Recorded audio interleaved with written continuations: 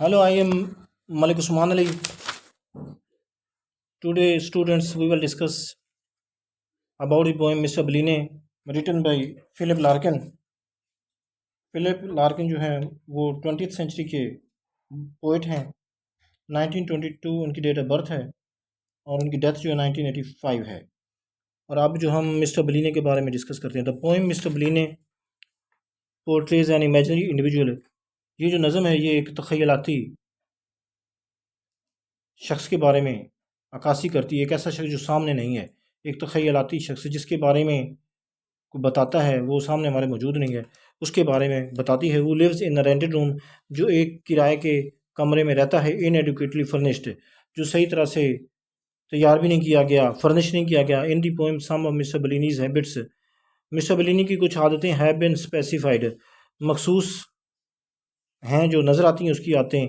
For instance he preferred sauce to gravy, वो चटनी और शोरबे को पसंद करता था। He used to spend his summer holidays with his relatives in Frinton, वो फ्रिंटन में अपने रिश्तेदारों के साथ मौसम गर्मा की छुट्टियाँ गुजारा करता था। फ्रिंटन जो है ये इंग्लैंड में एक टाउन है, उसका नाम दिया गया है।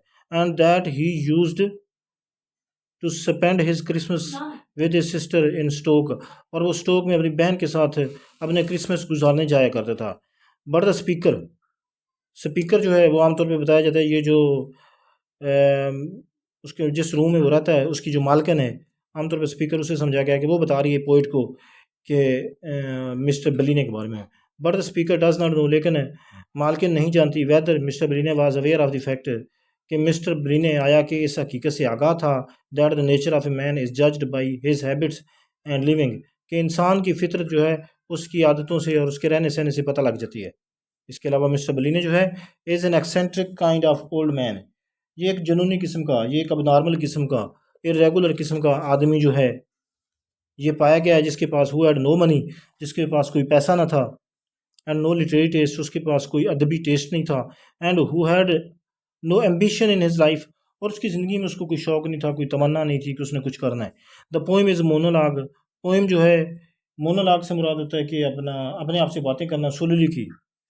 जैसे हैमलेट है, उसमें हैमलेट अपने आप से बातें करता है जो शेक्सपियर का है, तो ये आप मोनोलॉग सोलिलोक्वी वो इसका मतलब है।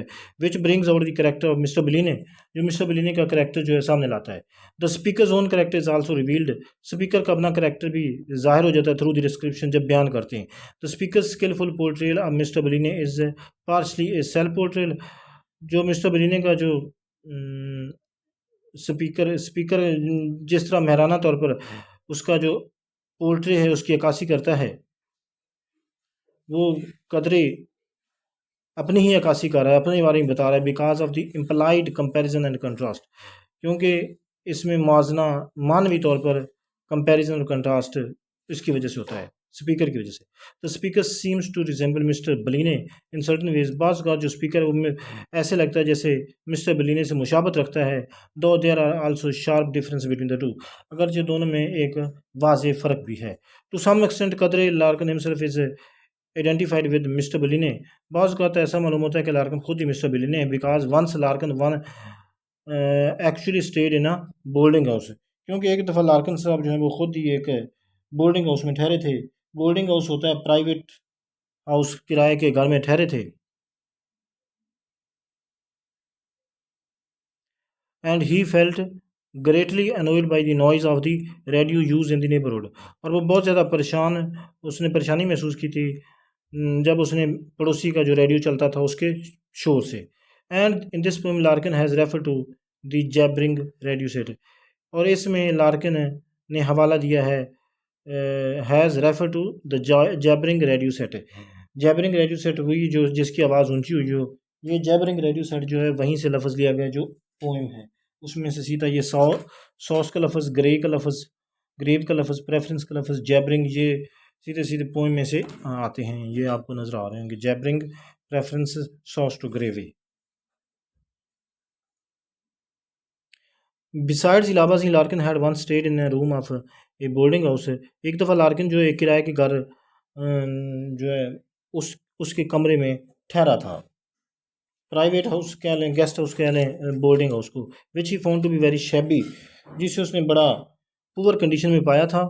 दस it seems that Larkin's own life, इस तरह पता लगता है कि लार्कन की अपनी ज़िंदगी एंड दैट ऑफ मिस्टर बलीने और मिस्टर बलीने की ज़िंदगी आर आलमोस्ट इंटरचेंजेबल, एक दूसरे से मिलती जुलती हैं। However the contrast between the two man is also emphasised, दोनों आदमियों के दरमियान जो है उसका जो तजाद है उस पर भी जोर दिया गया है, एम्फसाइज किया गया है, उस पर भी हाईलाइट किया गया। डिस्पाइट ऑल दिस, सब के बावजूद मिस्टर बलीने जो है remains a mystery, mister Bleaney जो है एक सीक्रेट रहता है, एक राज रहता है।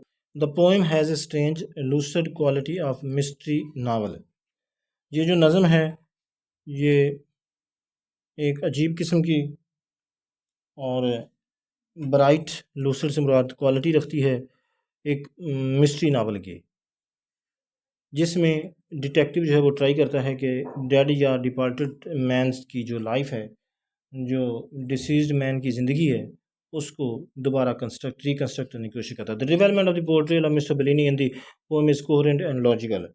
तो वो कहता है कि जो मिस्टर बेलिनी के अक्स की जो तरक्की है, डेवलपमेंट है इस नज़म में, वो रैशनल है और इंटेलिजेंट अंदाज में बयान की गई है। The imagery use in the poem is very vivid, इसमें जो इमेजरी इस्तेमाल की गई नज़म में वो बड़ी वाज़ी है। The details of the room and the habits of Mr. Brine have been depicted in a very graphic and realistic manner।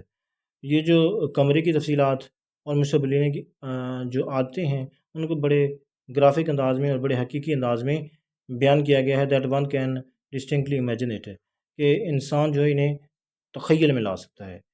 वाज़ेह तौर the poem also has a neat and compact structure, नज़म की जो है ये बड़ा नीट एंड क्लीन, यानी एक